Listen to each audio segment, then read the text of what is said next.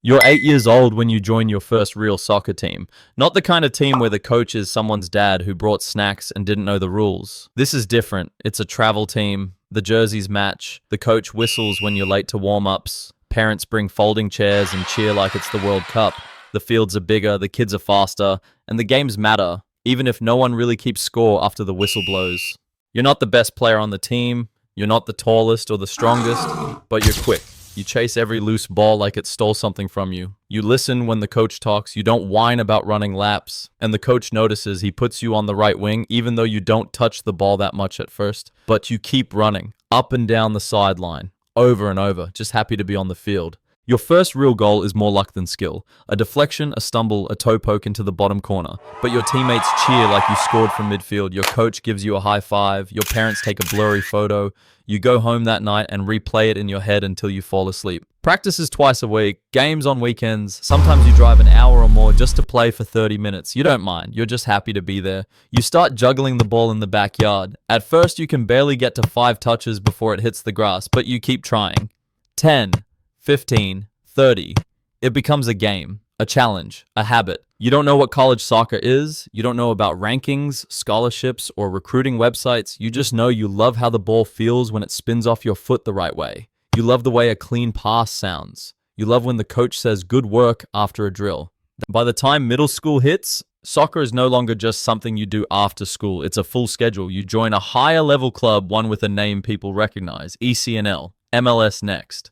ODP tryouts, the acronyms start to pile up, and so do the expectations. Practices are 3 times a week now, sometimes late at night. You do your homework in the car. You eat dinner out of Tupperware between training and tutoring. Your weekends are booked 6 months in advance. You start hearing things like college exposure and recruiting window. Your parents start budgeting differently. Soccer comes first. The new cleats, the out-of-state tournaments, the hotel rooms, gas, flights, ID camps. It adds up, thousands of dollars a year. You try not to think about that. You know your family is sacrificing a lot so you can play. Freshman year, you make varsity. You don't play much, but you're just happy to wear the kit. The seniors are bigger, more physical, but you learn from them. You watch how they move, how they warm up, how they communicate on the field.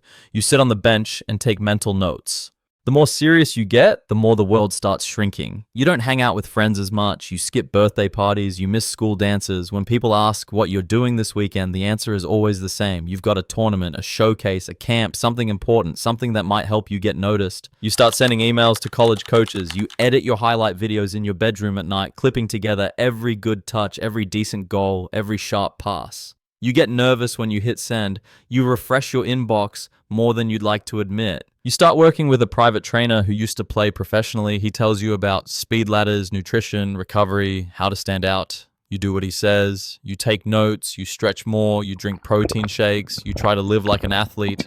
You're not just a kid who plays soccer anymore. You're a kid chasing something, a dream that feels real now, maybe not guaranteed, but possible. And that possibility keeps you going. Junior year feels like it's supposed to be your big moment. You've put in the hours. You've played the games. You're starting consistently for both your club and high school teams. People are starting to notice. You feel ready. You've been to the ID camps. You've played in front of college scouts. You've learned how to introduce yourself in emails. You keep your highlight reel updated like it's a resume. Then the injury comes.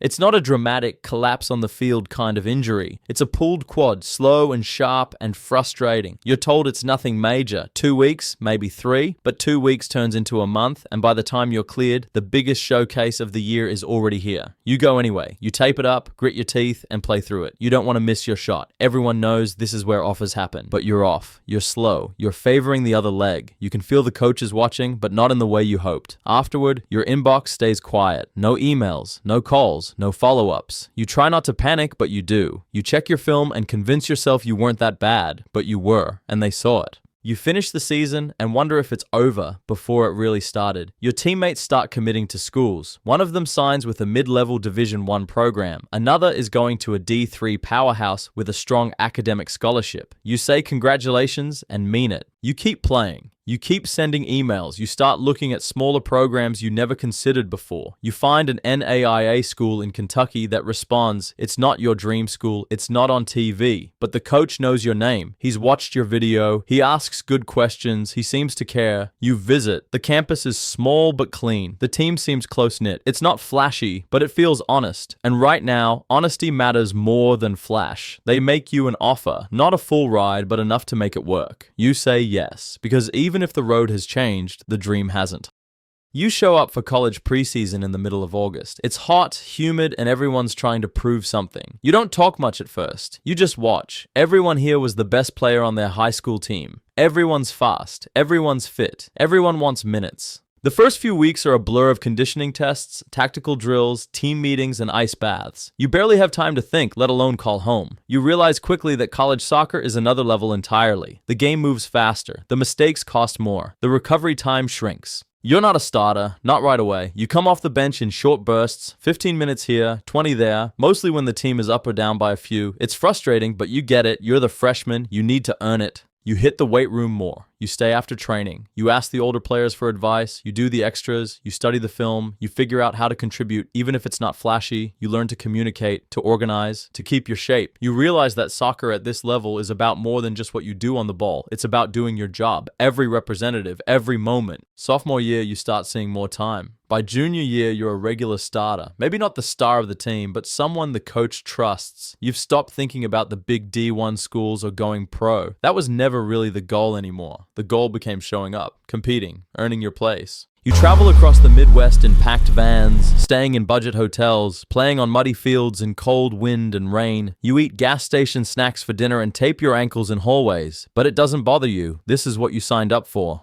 Your senior year flies by. You know it's the last ride. You soak in the little moments. The walk to the locker room, the team huddle before kickoff, the long cool downs with music playing from a Bluetooth speaker. You graduate with a business degree. Your coach shakes your hand and tells you he's proud. You know he means it. You walk off the field one last time with no regrets. You graduate, shake hands, take photos in your cap and gown. The season is over. And just like that, so is your playing career. No tryouts, no agents, no USL combine. You're not going pro, and that's okay. You've known for a while. Still, when you pack up your gear and leave campus, something feels missing. You're not just done with school. You're done with the part of yourself that played games that mattered every weekend. You get a job, an entry-level role at a marketing firm in the city. Your days are filled with meetings, deadlines, and email threads that never seem to end. You still wake up early out of habit. You still stretch like you're getting ready for training, even though there's nowhere to be. Weekends are quieter now. You join a co-ed rec league, Sunday afternoons, turf fields. No pressure, just a group of people who still love to play. You're the best player on the field again, but it doesn't mean as much now. You don't sprint like you used to. You pick your moments. You play for fun, for movement, for peace. You start coaching a U12 team, just a couple of nights a week. Local kids, some are already serious, wearing club gear, talking about rankings. Others are just learning how to pass. You try not to be too intense. You keep it simple. You tell them to enjoy the game, to stay hungry but have balance. You say things your younger self never heard but maybe needed to. You don't tell them how hard it got. You don't talk about the time you sat alone on the bench in the freezing cold, wondering if you were good enough. You don't tell them how many weekends you spent in hotels, away from birthdays, family dinners, and school dances. You don't bring up the injuries, the quiet emails that never came, the doubt that crept in during long car rides home from losses. You just tell them, good pass. You tell them, keep going. You smile when they celebrate like they just scored in a World Cup final, because to them, maybe they did. And when someone asks you if you miss it, you say, every day. But you're grateful, because soccer gave you something real, a way to grow, a reason to care, a rhythm to your life. And even though the final whistle has blown, part of you is still out there on that field. Thanks for watching. If this story spoke to you, like, subscribe, and share your journey in the comments. We'd love to hear it.